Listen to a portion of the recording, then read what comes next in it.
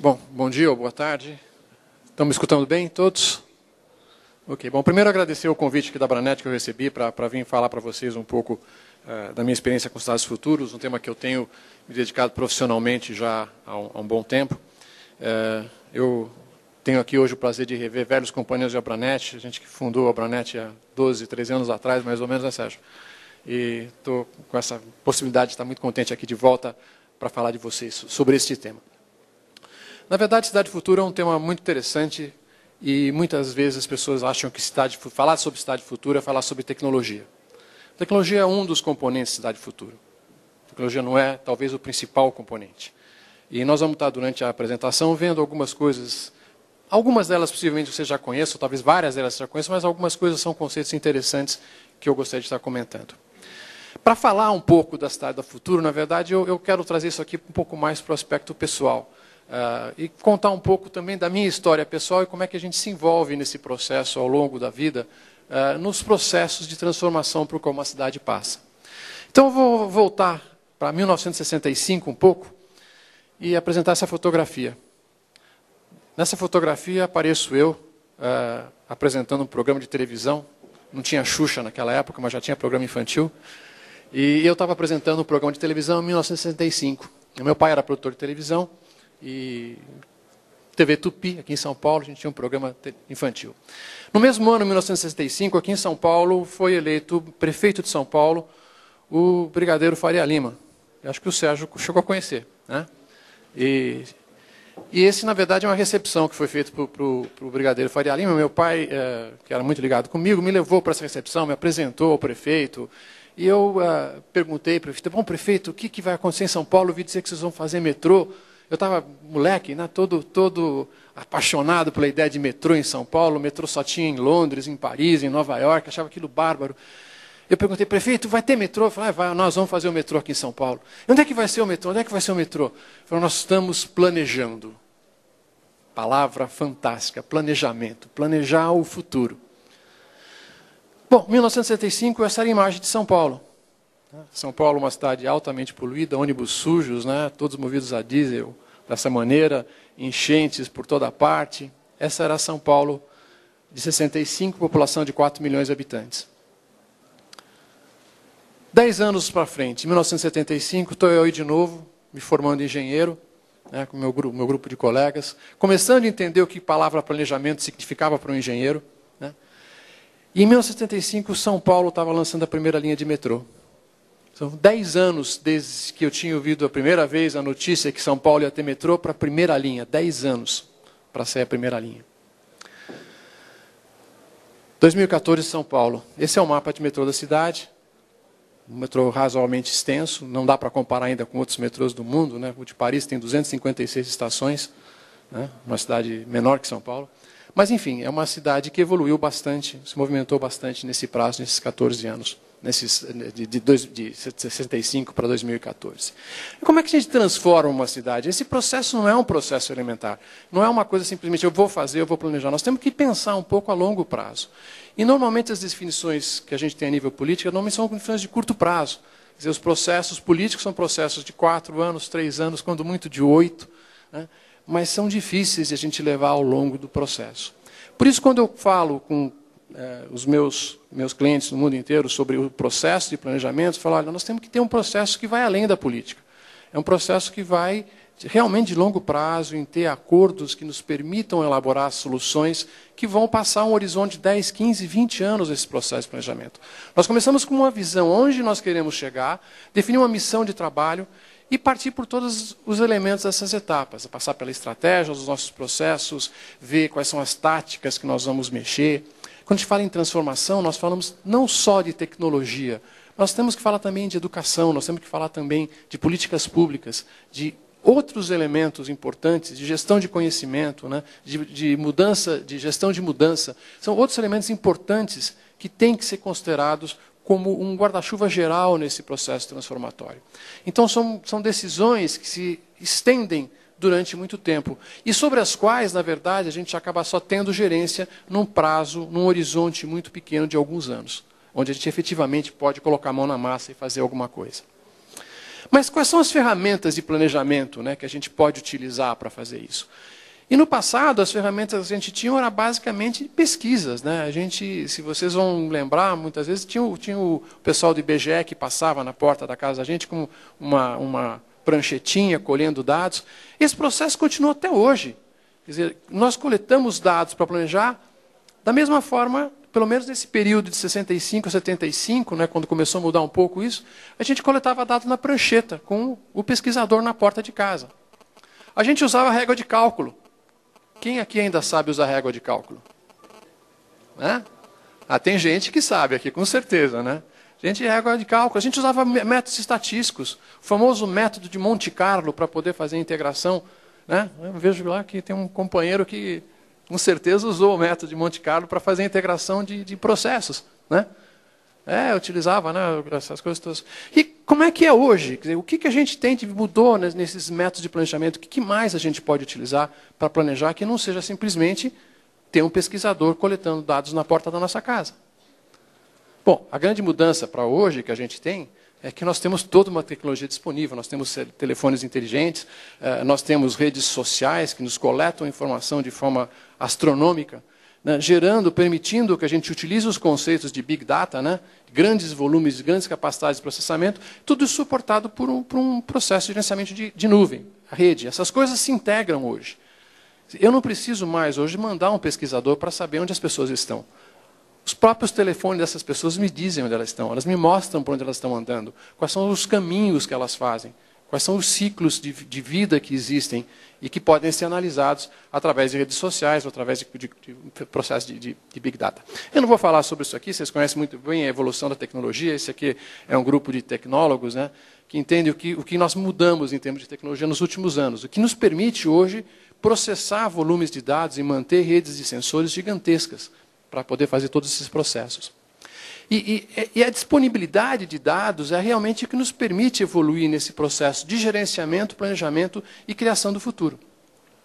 Quer dizer, hoje nós temos uma infraestrutura numa cidade que está aí, quer dizer, nós temos a nossa cidade, nos viadutos, as nossas pontes, as nossas avenidas, estradas, elas existem. Eu preciso, de alguma maneira, monitorar o que está acontecendo na minha cidade, e faço isso através de redes de sensores, através de câmeras, através de elementos distintos, seja em veículos, seja em níveis de pessoas, e com isso eu consigo coletar um volume muito grande de informação, tenho a capacidade de analisar essas informações através de processos eletrônicos, e com isso eu consigo gerar resultados, no sentido de, olha, eu posso melhorar a eficiência da minha cidade, melhorar a forma com que eu trafego os veículos, orientar dinamicamente ruas e avenidas para acomodar essas cidades de tráfego, e poder oferecer, portanto, uma qualidade de vida melhor, uma segurança melhor e resolver problemas de forma bastante dinâmica. Um exemplo muito simples eu uso um sistema chamado Fix My Road, um sistema de Londres, em que, quando você tem um buraco na rua, você pega seu telefone celular, fotografa o buraco, o telefone celular já tem a posição de GPS e manda direto para o site da prefeitura, que já vai priorizar o processo de correção ou de tampar buraco de maneira totalmente automática. Nada mais de fiscal de rua visitando a cidade para conhecer, né? Tem fiscal de rua na sua casa, né? Enfim, essas coisas estão mudando muito, e são os processos em que a gente alia não só a tecnologia, não, a câmera celular, mas também a definição política, quer dizer, o processo político de como consertar alguma coisa, e mais uma coisa importante, a participação do cidadão no processo de condução dos destinos da cidade. Bom, mas como é que a gente consegue todo esse monte de dados que a gente precisa? Na verdade, existem milhares de fontes hoje disponíveis, né? Milhares de GPS hoje estão disponíveis em telefones inteligentes, em automóveis, né, que nos dão informação sobre geolocalização a qualquer instante. Câmeras fotográficas, câmeras de vídeo com GPS. Os sistemas de informação legados que a gente tem a respeito de cidades são muito interessantes. Por exemplo, o sistema de permissão de construção. Quando a gente tem um sistema legado, que normalmente já existe para alguém obter um permisso, né, uma licença de construção, esse sistema já nos dá muita informação que, analisada sob o ponto de vista histórico, nos dá as tendências de mudança para onde a população está se deslocando, aonde se irão dar as necessidades de novas avenidas, de novas rotas de coleta de lixo, de novas capacidades de eletrificação, em função desse processo. Ônibus, metrôs, levam pessoas e registram a cada instante o movimento que você tem. Por exemplo, em Amsterdã, você quando embarca num daqueles trens rápidos que tem na cidade, você apresenta seu cartão, né, eletrônico, seu cartão com chipzinho para entrar no ônibus, mas no trem, ou no ônibus também. Mas o interessante é que você também faz isso quando você desce do ônibus. Por que se faz isso em Amsterdã? Porque você consegue registrar exatamente de onde a pessoa saiu para onde ela se destinou.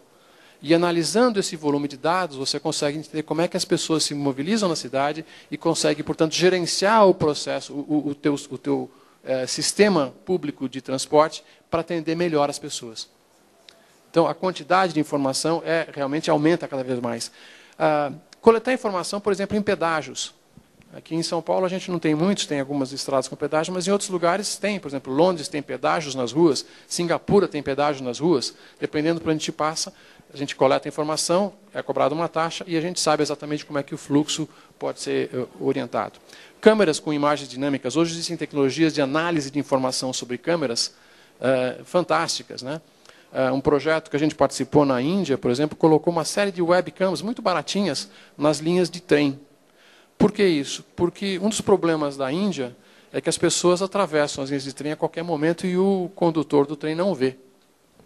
Com esse sistema, ele deteta, através de composição de imagens, quando a pessoa está efetivamente atravessando a linha de trem e dá o aviso para o condutor. Evitar uma série de atropelamentos por trem. E ele sabe identificar quando é uma pessoa e quando é uma vaca. Aí quando é a vaca tem que parar o trem, não pode fazer nada. Não tem jeito.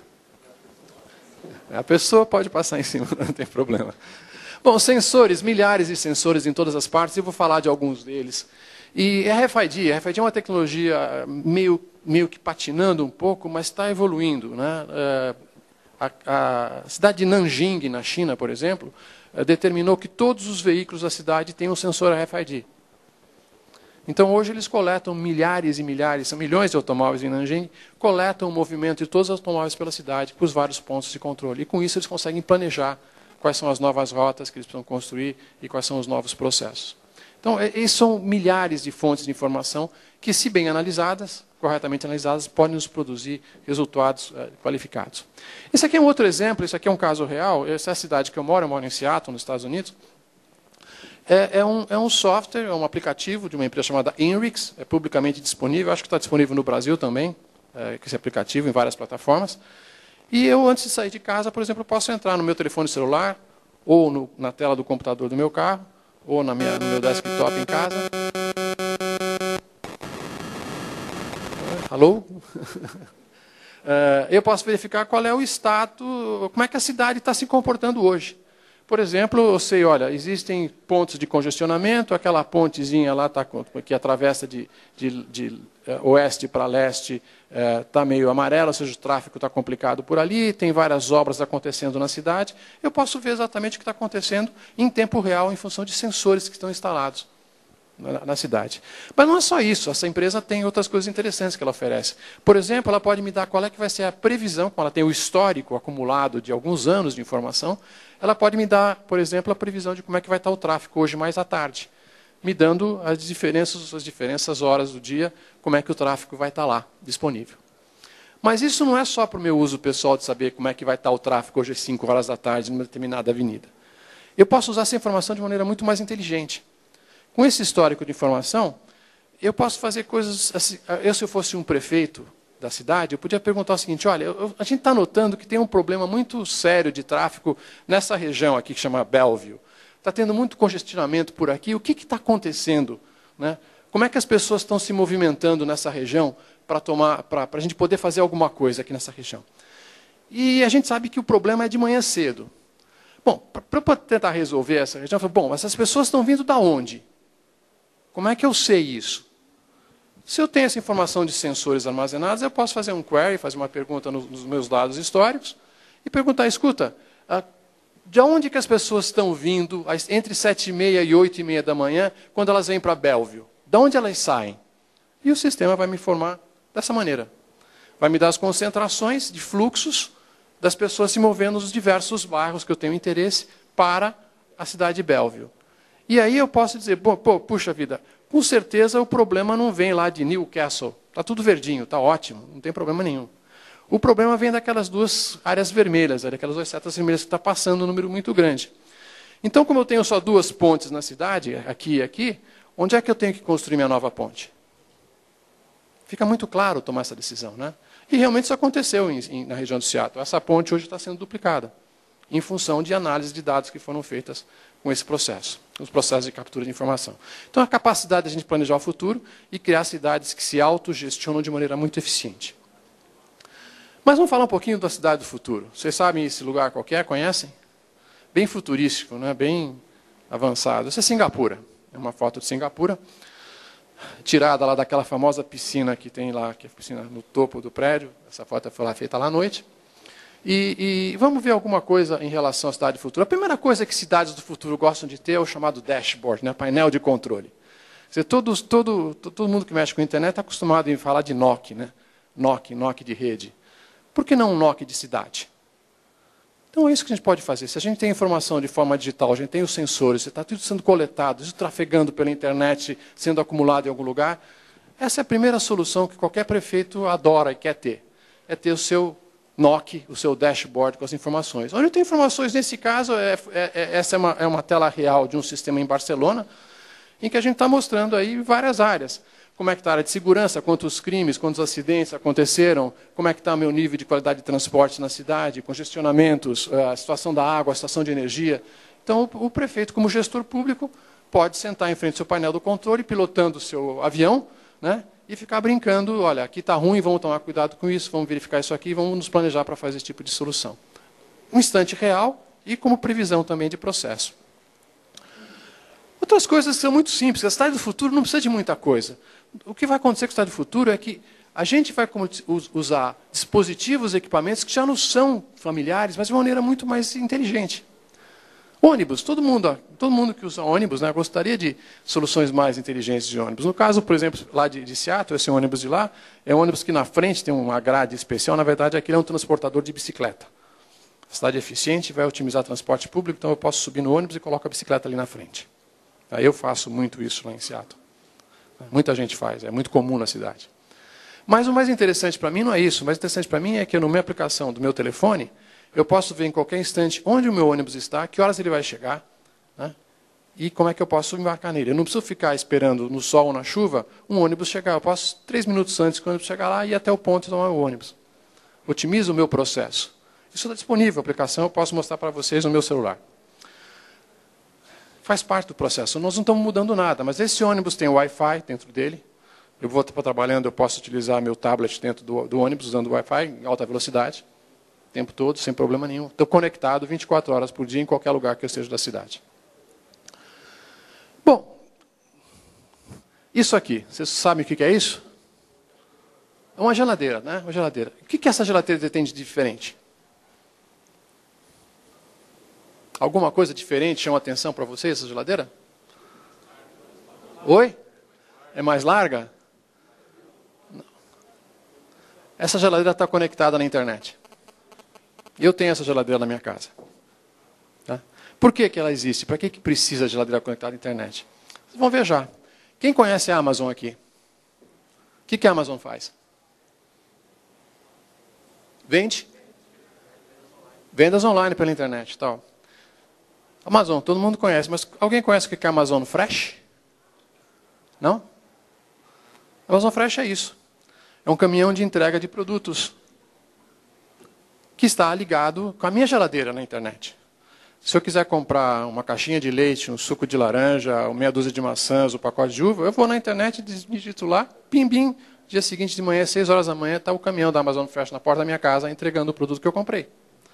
Eu estou deixando de ir ao supermercado, deixando de gastar gasolina, deixando de perder meu tempo a fazer coisas que são absolutamente triviais, a menos que eu goste de escutar o barulho da maçã ou provar a uva no supermercado.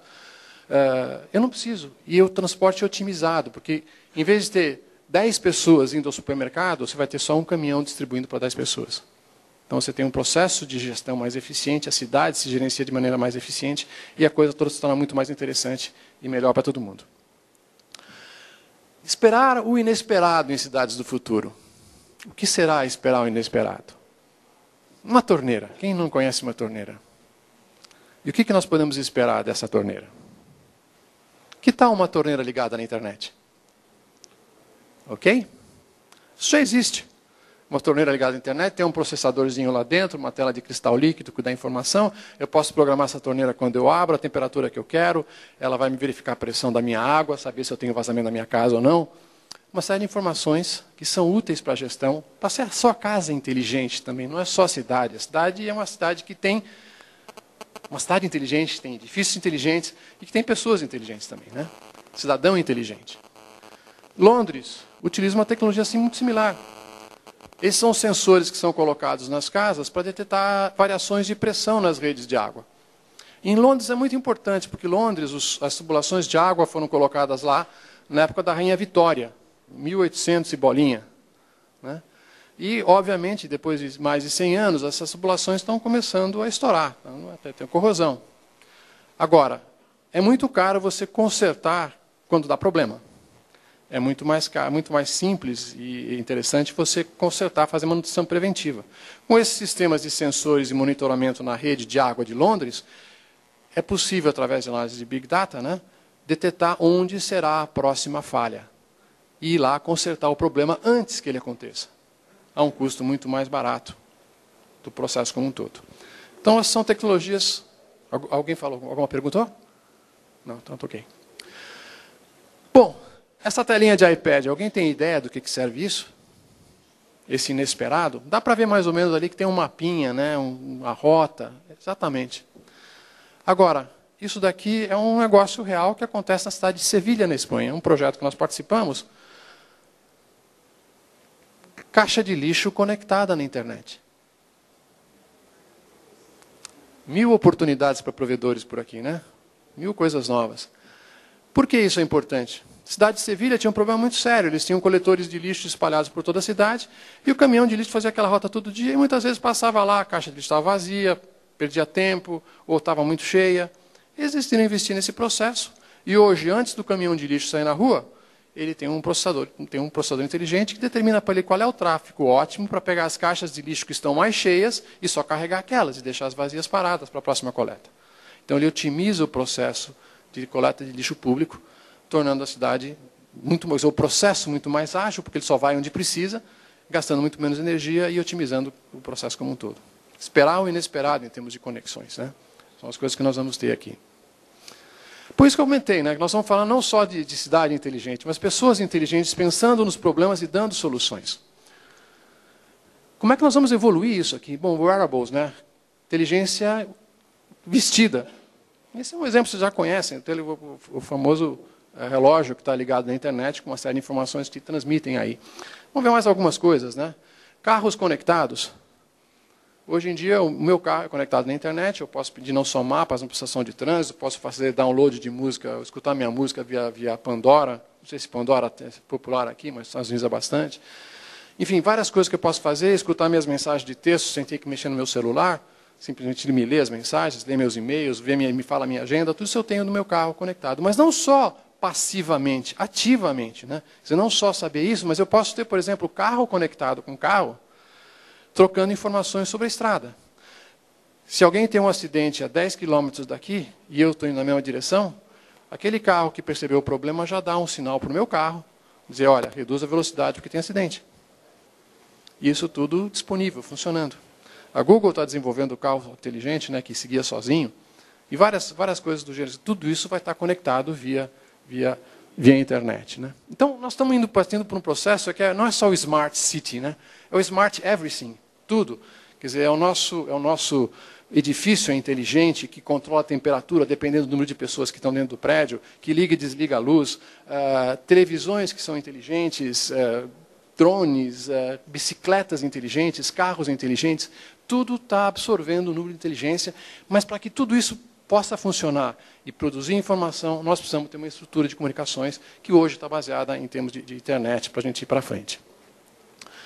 Bom, em outras áreas, né, por exemplo, na parte de casa, você tem televisões inteligentes ou equipamentos que nos permitem coisas muito especiais, como é o caso do Kinect da Microsoft, que identifica o que está acontecendo na casa. Quer Quer dizer, eu posso regular a minha casa inteira em função do Kinect detectar se tem ou não gente movimentando-se na casa, quantas pessoas estão lá dentro, saber para onde elas estão indo, reduzir a temperatura de uma sala porque elas foram para outra. Enfim, várias coisas que podem estar acontecendo em função dessa inteligente. Ou mesmo o processo de inteligência de distribuição. Quer dizer, vocês devem ter visto já na área de logística, né, a grande anúncio que a Amazon fez do drone inteligente, né, onde simplesmente é um aviãozinho que vai pegar uma mercadoria de um lugar para outro e rapidamente fazer a entrega desse processo. Isso está sendo muito estudado, não é só para o aspecto comercial que a Amazon está usando, mas sim para o aspecto de distribuição, por exemplo, na África, onde as redes de comunicação física são muito precárias. Você levar, por exemplo, medicações para uma vila remota é muito complicado. Você, com um esquema de drones, e isso tem uma fundação nos Estados Unidos estudando esse projeto, colocar uma rede de drones para distribuição de medicamentos na África, para poder cobrir rapidamente e fornecer medicações e alimentos específicos em áreas de difícil alcance, muito remotas. Bom, e você tem que estar conectado, obviamente, em qualquer instante, a qualquer momento, né? Esse é o sonho e já está acontecendo. Eu vou dar um exemplo aqui para vocês de algo que me é bastante peculiar. Eu gosto muito de escalar montanha. Eu faço muita escalada. Isso aqui é na Bolívia, 2012, não faz muito tempo, 2 anos atrás. Mais de 6.000 metros de altura, uma montanha na Bolívia. E eu queria escalar essa montanha. Eu queria escalar acima de 6.000 metros. Eu nunca tinha escalado mais de 6.000 metros, queria escalar 6.000 metros. Mas quando eu falei em casa que eu ia escalar uma montanha nos Andes, na Bolívia, mais de 6.000 metros de altura, foi um fuê, né? Minha mulher não queria, meus filhos estavam, não, imagina, que loucura. Mesmo porque eu tenho um aparelho cardíaco aqui dentro, né? Aí eu falava, não sei o que, pode, não pode. Eu falei, tá bom, faz o que, vou falar com o meu médico. Se o médico liberar, era a condição de eu poder ir. Bom, então, o que precisa para você ter segurança na montanha? Bom, GPS ótimo. Vou arrumar o GPS conectado na internet, funcionando por uma ligação via telefone celular, com link. Eu vou estar conseguindo, com isso, transmitir a posição onde é que eu estou, vocês vão saber o que eu estou fazendo, onde é que eu não estou. E, realmente, o GPS está lá, essa foi a rota feita, 14 horas de caminhada para fazer essa rota, de 6.000 metros, até 6 metros de altura. Mas não era só isso, eu precisava de mais, né? Precisava saber como é que meu coração estava. E aí eu precisava conectar o meu device que está aqui via Wi-Fi, com um aparelhinho Bluetooth que conectava com o celular e que transmitia para o meu médico nos Estados Unidos exatamente o que estava acontecendo comigo, nível de O2, batimento cardíaco, tudo conectado, funcionando. Aí restava fazer, né? E aí era a parte complicada, aí eu estou fazendo, chegando lá nos 6.000 metros, onde eu queria chegar, conectado o tempo todo, né? Não no centro da cidade, mas sim com todos os recursos que uma cidade teria. Essa é a disponibilidade para a gente poder fazer essas coisas. E, óbvio, para a gente poder conseguir fazer tudo isso, IPv6 é fundamental, porque a quantidade de sensores, a quantidade de endereços que a gente precisa para fazer isso é uma coisa burral, né? E a atual tecnologia com IPv4 não permitiria a gente alcançar esse tipo de coisa. Agora, o que é interessante a gente falar em termos de conceitos nisso é que, se o mercado de PCs é um mercado que assombrou o mundo com o seu crescimento, o novo mercado que está vindo aí em função de novas tecnologias e novos equipamentos vai ser muito maior. Vai ser mais explosivo, né?